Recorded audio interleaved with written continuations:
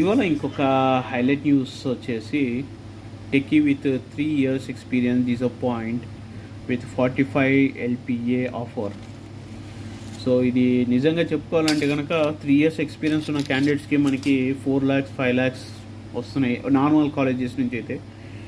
IITs IIMs నుంచి అయితే కనుక మీకు 40 lakhs 45 lakhs 50 lakhs, సో ఇంకా ఆల్మోస్ట్ 70 lakhs వరకు కూడా వెళ్తాయి అన్నమాట offers. Depends on the course and మీ పర్ఫార్మెన్స్ బేస్ చేసుకునేసి.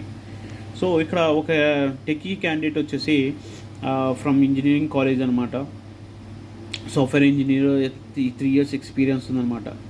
అండ్ తను ఏంటంటే కనుక 45 LPA శాలరీ వచ్చేసి తనకి అది సరిపోవట్లేదు and it is very low అని చెప్పేసి డిసప్పాయింట్ అయ్యాడు అనమాట.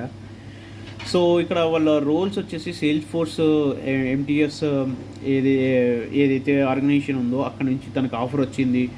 అండ్ పొజిషన్స్ వచ్చేసి ఫిక్స్డ్ వచ్చేసి 30 lakhs చెప్పారు అండ్ 3 lakhs వచ్చేసి బోనస్ కింద ఇస్తున్నారు. అండ్ $52,000 వచ్చేసి మీకు 4 years నెక్స్ట్ 4 years ఏదైతే ఉంటుందో ప్రాజెక్ట్స్కి 4 yearsకి బోనస్ స్టాక్స్ రూపంలో ఇచ్చారనమాట తనకి.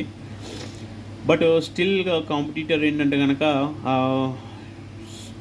ఈ కాంపిటీషన్ ఉన్న సిచ్యువేషన్స్లో తనకి ఆ ఆఫర్ వచ్చినా కూడా తను డిసప్పాయింట్ అయ్యాడు. అంటే కనుక కొందరు ఏమంటున్నారంటే కనుక లేదు అంటే తన సీనియర్స్ ఎవరైతే ఉన్నారో లాస్ట్ 6 to 9 months లోపల, సో వాళ్ళకి ఆల్మోస్ట్ 50 lakhs ప్లస్ అబోవ్ వచ్చే ఆఫర్స్ వచ్చే తనకు వచ్చిందని చెప్పారు. అండ్ వాళ్ళు చెప్పడం కూడా ఏంటంటే present based on conditions situations బట్టి 45 LPA is good package with benefits కూడా ఉన్నాయి కాబట్టి ఓవరాల్గా. So that's fine. సో ఇది కూడా మంచిదే అనుకొని చెప్పేసి పెడితే క్యాండిడేట్ వచ్చేసి ఇదే ఇన్ఫర్మేషన్ తీసుకునేసి నేను ఇది తీసుకోవాలా వద్దా అని చెప్పేసి ట్విట్టర్లో పెట్టాడంట.